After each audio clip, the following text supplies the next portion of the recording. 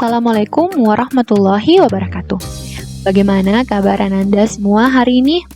Ibu harapkan kalian semua tetap sehat, tetap semangat belajar meskipun dari rumah. Jangan biarkan pandemi ini membuat kalian malas-malasan belajar. Kalian harus tanamkan dalam diri kalian bahwa saya harus menjadi orang yang cerdas karena saya adalah masa depan bangsa ini. Nah, oleh karena itu, Ibu harapkan kalian bisa mengikuti dan memahami pelajaran yang diberikan, tidak hanya asal kerja tugas dan selesai. Ya, jadi kalian betul-betul harus bisa mengikuti dan memahami semua pelajaran yang diberikan oleh Bapak Ibu guru di sekolah.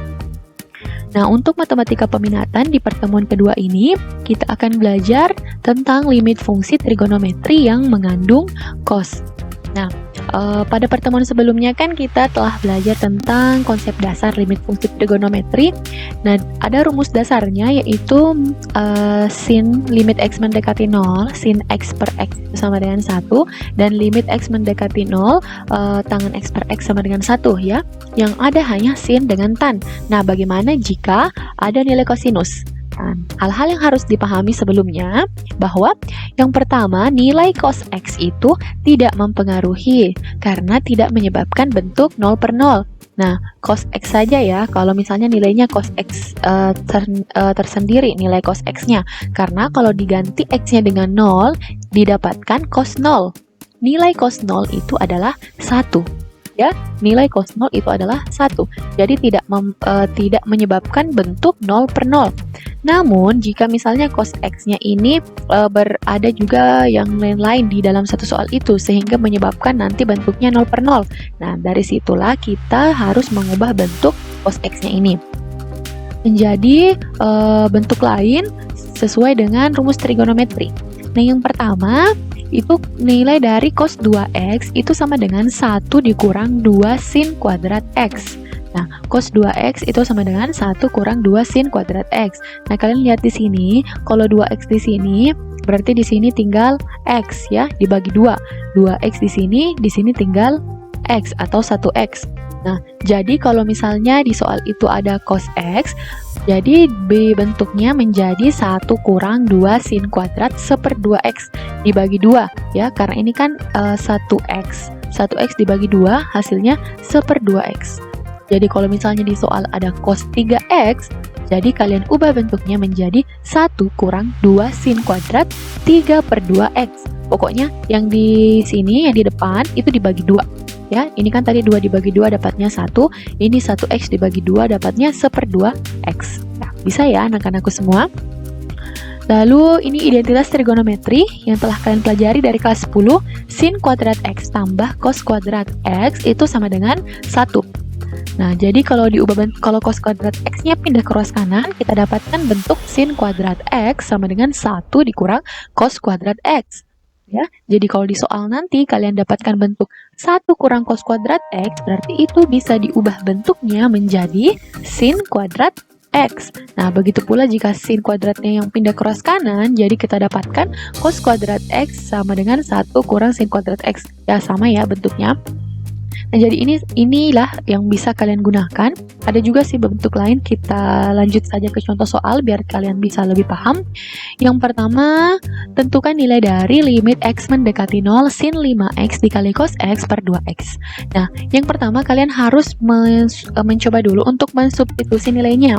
Kalau hasilnya bukan 0 per 0, berarti sudah selesai. Itulah jawaban yang kalian dapatkan. Tapi kalau misalnya bentuknya 0 per 0, berarti gunakan limit fungsi trigonometri untuk menyelesaikan. Nah, yang pertama limit x mendekati 0. Kita ganti x-nya dengan 0 ya. Jadi sin 5 kali 0, berarti sin 0 dikali cos 0 per 0. Sin 0 itu kan 0, cos 0, 1 per 0. Nah, jadi 0 kali 1 itu 0, 0 per 0. Jadi setelah kita mensubstitusi di sini nilai x sama dengan 0, maka didapatkan bentuk 0 per 0. Berarti kita harus menggunakan limit fungsi trigonometri untuk menyelesaikan. Nah, oke. Soalnya kan seperti ini. Kalian bisa lihat bentuknya di sini, sin 5x dan per 2x ini kan bisa kita dapatkan nilainya kan, sesuai dengan apa yang kita pelajari pada pertemuan sebelumnya. Kita bisa langsung ambil saja koefisiennya.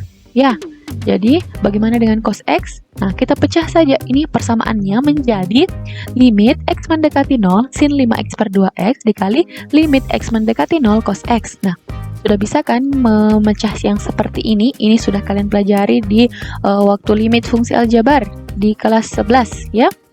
Nah, karena di sini kali, berarti di sini juga tandanya kali. Limit X mendekati 0 cos X. Nah, sin 5X per 2X disatukan, lalu tinggal cos X-nya sendiri. Nah, yang di depan ini kan hasilnya langsung bisa kita ketahui yaitu 5 per 2. Nah, untuk ini bisa langsung disubstitusi. X-nya sama dengan 0, jadi cos 0. Nilai cos 0 itu adalah 1. Berarti 5 per 2 dikali 1. Hasilnya 5 per 2. Bagaimana? Mudah kan? Oke, masih mudah. Kita ke contoh yang kedua. Tentukan nilai dari limit X mendekati 0, 1 kurang cos 2X per tangen 4X kali sin 3X. Nah, kita substitusi dulu. Ganti X-nya dengan 0. Nah, 1 kurang cos 2 kali 0, 0 ya, jadi cos 0. Cos 0 itu 1, berarti 1 kurang 1, 0. Bagian pembilangnya 0. Nah, untuk tangen 0 itu kan 0, sin 3 kali 0, sin 0. 0 kali 0, 0. Berarti yang di atas tadi 0, penyebutnya juga 0. Jadi kalau disubstitusi bentuknya ini menjadi 0 per 0. Ya, berarti kita ubah bentuknya. Berarti yang kita ubah itu adalah cos 2X ya, karena kita tidak bisa menggunakan limit fungsi trigonometri jika ada cosnya. Kita harus ubah menjadi sin atau tangen. Nah, kita ubah menjadi sin. Tadi ini cos 2X, kalau bentuknya tadi apa? 1 kurang 2 sin kuadrat X, ya. Nah, jadi 1, ini satunya di depan kan yang di soal, berarti 1 kurang. Berikan kurung agar kalian tidak terkecoh nanti dengan operasi pengurangan. Jadi cos 2X ini berikan kurung dulu. Nilainya kan cos 2X 1 kurang 2 sin kuadrat X, ya. Jadi di bawah itu tetap tangen 4X kali sin 3X. Nah, kalau bentuknya seperti ini, kalau kalian sudah lancar perhitungan aljabarnya, bisa langsung ditulis hasilnya. Kalau kalian hati-hati, kalian buka saja dulu kurungnya. Nah, dibuka kurung berarti 1 dikurang min kali 1 berarti min 1, minus kali min, berarti ini min dan min bertemu jadinya positif, ya. Jadi limit X mendekati 0, 1 dikurang 1 tambah 2 sin kuadrat X. Ini kalau kita buka kurungnya. Dari mana tambah? Karena di sini minus, yang di depannya min 2 itu juga minus, jadi tambah. Ya. Nah, ini kan 1 kurang 1, 0. Berarti yang bagian pembilang itu tinggal 2 sin kuadrat X per tangen 4X kali sin 3X. Oke, sampai di sini bisa. Nah, kalau sudah jadi seperti ini kan cosnya sudah hilang. Kita sudah bisa menggunakan rumus dasar seperti pada pertemuan sebelumnya. Sin kuadrat X kalau dijabarkan, kan ini sin kuadrat. Berarti kalau dijabarkan bentuknya menjadi 2 kali sin X kali sin X, ya. Sin X kali sin X itu sama saja dengan sin kuadrat X. Nah, kalau seperti ini kan sudah ada pasangannya semua, toh. Ini 2, ini kan konstanta. Jadi bisa langsung hasilnya 2. Langsung ditulis 2. Turun. Ini sin X per tangen 4X, langsung saja ambil koefisiennya. Jadinya ini kan koefisien X kan 1, berarti 1/4. Ini sin X per sin 3X itu kita ambil koefisiennya berarti 1/3. Ya, jadi hasilnya 2 dikali 1/4 dikali 1/3. 1/4 tadi dari sini, sin X per tangen 4X diambil koefisiennya jadi 1/4. 1/3 ini tadi dari sin X per sin 3X diambil koefisiennya. Yang di depannya X ya. Depannya X ini kan 1, jadi 1/3. Jadi hasilnya ini 2 dikali 1/4 dikali 1/3, hasilnya 2/12 atau 1/6. Oke, untuk contoh soal yang ketiga, nah tentukan nilai dari limit X mendekati 0, 1 kurang cos X per X. Nah, kalau misalnya kita substitusi, ganti X-nya dengan 0, jadi di sini dapatkan cos 0. Cos 0 1, jadinya 1 kurang 1, 0, 0 per 0. Nah, ini bentuknya 0 per 0. Ya, jadi kita ubah bentuknya. Nilai cosnya dulu diubah. Nah, ini kan 1 kurang cos X per X. Ganti cosnya menjadi 1 kurang 2 sin kuadrat /2 X ya. Ibu bilang tadi kalau misalnya di sini 2X berarti di sini jadi X. Kalau di sini X, di sininya jadi /2 X. Kalau 3X hasilnya 3/2 X ya. Jadi diberikan kurung biar tidak ada kesalahan perhitungan nanti. Jadi cos X itu bentuknya 1 kurang 2 sin kuadrat /2 X. Nah lanjut kita buka kurungnya. Jadinya limit X mendekati 0, 1 dikurang 1 karena min kali 1 min 1, min kali min hasilnya positif 2 sin kuadrat /2 X ya. Jadi 1 kurang 1 itu 0. 1 kurang 1 0 berarti yang tinggal 2 sin kuadrat /2 X. Nah, di sini ini kan konstanta 2. Berarti dia sudah bisa dapatkan hasilnya.